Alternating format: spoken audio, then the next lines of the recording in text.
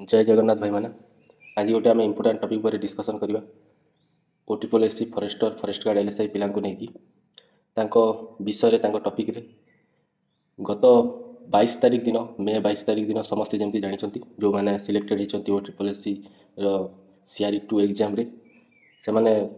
OSSC office जाकि strike करते से 5 जन डेलीगेशन को चेयरमैन भीतर को डाकी से डिस्कसन होता आग को OSSC कौन कर कही जे जून फास्ट वीक रे डीवी डेट किंबा क्वालिफाइंग लिस्ट आसीज किंतु फास्ट वीकटा सरीगला चेयरमैन निजे कही से मिछ कहले कि सत कहले ना पिला मानकु बोका बनेबे सेंती कहले एटा तो आम जानिनु किंतु से कही जून मास फास्ट वीक रे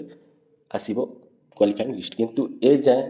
फास्ट वीक सरीगला किसी भी नोटिफिकेशन आसला ना 4-5 तारिख दिन अलग एग्जाम नोटिफिकेशन आसला किंतु OSSC CRE2 विषय किसी नोटिफिकेशन आसी नाही आम एठी जानीपारुछु जे केते खामखियाल OSSC CRE2 को लेकिन यह देखिकी पिला असंतोष प्रकाश पाइबा ऑब्वियस कथा तेणु पिला माने जो ग्रुपटा कर टेलीग्राम ग्रुप सेठी गोटे वॉइस मीटिंग होता सेठी से डिसीजन नहीं आज किंबा काली भितर 10 तारिख भितर जदि किसी नोटिफिकेशन न आसे OSSC तरफ CRE2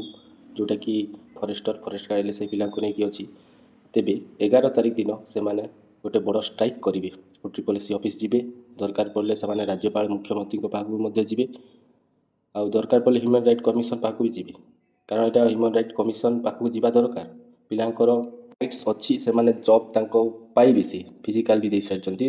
2 वर्ष हो गला भितर 6 मास तले से माने टेस्ट देते किंतु ए जाए किसी भी हो पारनी 2 वर्ष सरीज आ 2-3 मास कथा तो पिला माने आपण रेडी रहंतु नेक्स्ट 11 तारिख स्ट्राइक हम जदि आज किंबा काली भितर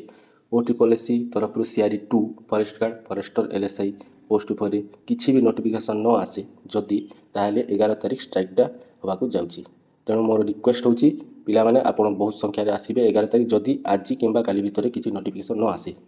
एतिकी थिला इनफॉरमेशन बहुत बहुत धन्यवाद जय जगन्नाथ एमती अपडेट पाई मो चैनल को सब्सक्राइब करके रहंतु धन्यवाद।